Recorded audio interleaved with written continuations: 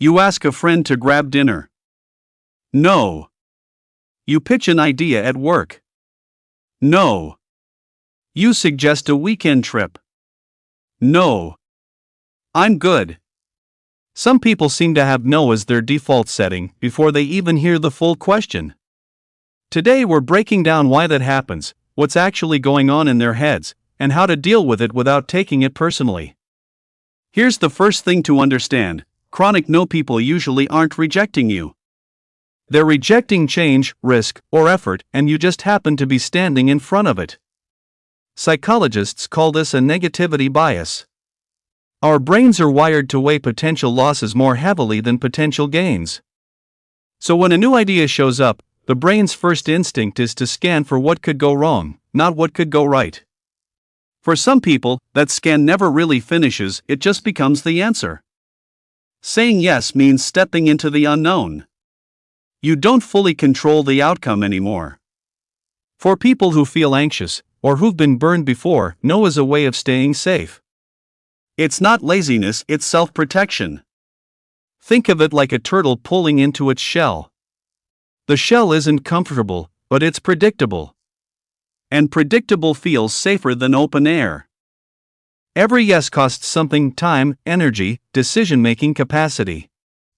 People who are burned out, overwhelmed, or just running on empty often say no automatically, simply because they don't have the bandwidth to imagine doing one more thing. It's less "I don't want to," and more "I literally cannot picture fitting this in right now." Sometimes no isn't a decision at all, it's a habit that calcified into an identity. Somewhere along the way, saying no made them feel strong, in control, or hard to take advantage of. Over time, "I'm someone who doesn't just go along with things" becomes part of how they see themselves. Here's the tricky part: once no is tied to identity, saying yes can feel like betraying who they are even when the yes would clearly benefit them. For some, every yes they can remember came with a cost: a bad investment, a broken promise, a project that blew up in their face. Their nervous system has learned, yes leads to pain. This is where no stops being a personality trait, and starts looking more like a learned response to real experience. It's not irrational, it's a pattern built from evidence, even if that evidence is outdated. So, if someone in your life defaults to no, what do? Don't take it as a verdict on your idea. It's often a reflex, not a review. Lower the stakes of saying yes. Small, reversible asks get past the reflex more easily than big commitments.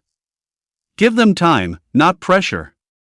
A no today can become a yes once the fear or fatigue passes.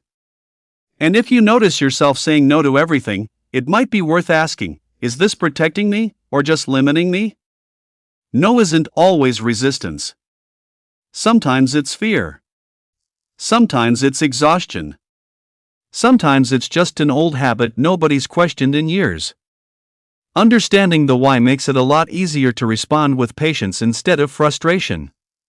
If this helped you understand someone or yourself a little better, hit subscribe for more videos like this.